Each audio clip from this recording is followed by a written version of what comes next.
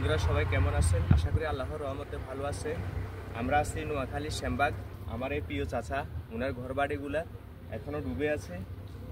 কিছু শুকনো খাবার পাওয়া যাচ্ছে। উনি ওখানে আশ্রয় নিচে দেখেন এই ব্রিকফিলের মাঝে থাকার মতো কোনো জায়গা নাই। একটা তেরপাল দিয়ে উপরে আশ্রয় নিচে ওনার ঘর বাড়িগুলো এখনো ডুবে আছে। কাকা আপনি একটু বলেন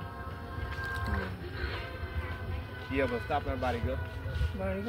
ঘরে এখনো থাকে। আমরা ওই প্রাইভেট মাদ্রাসা চলে গেছে, ওই যে ওই সাততলা দেখা যাবে ওদের। আর এখানে আপনাদের জন্য কোনো খাবার দাবার আসছে? এখানে বিরিকিলির ভিতরে আর আমরা তো বাড়িতে চলে গেছি।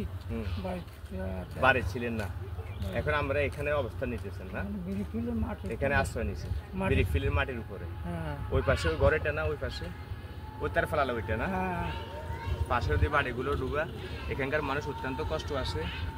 আর মানুষের ঘর বাড়িগুলো একদম ডুবে আছে। এগুলা যখন এভাবে পানি জমে থাকবে, পানি যদি কিছুদিন না যায়, মানুষের ঘরগুলো নষ্ট হয়ে যাবে। ইনশাল্লাহ আপনারা সবাই পাশে থাকবেন। এটা হচ্ছে নোয়াখালী শ্যামবাগ, ঠিক আছে? এটা নোয়াখালী শ্যামবাগ থানাতে পড়ছে, সাতারবাইয়া। এখানকার মানুষ খুবই কষ্টে আছে। আর এখানকার ঘরবাড়িগুলো যখন পানি শুকাবে সবই বিলীন হয়ে যাবে, নষ্ট হয়ে যাবে মানুষের ঘরবাড়ি। এখনও মানুষের ঘরে পানি। আর আমাদের ওইদিকে কিছুটা পানি উপর থেকে শুকাইছে, কিন্তু এখানকার মানুষ আসে দেখতেছে অনেকেই কষ্টে আছে। তো সবাই ওনাদের পাশে থাকবেন। আসসালামু আলাইকুম রহমতুল্লাহ।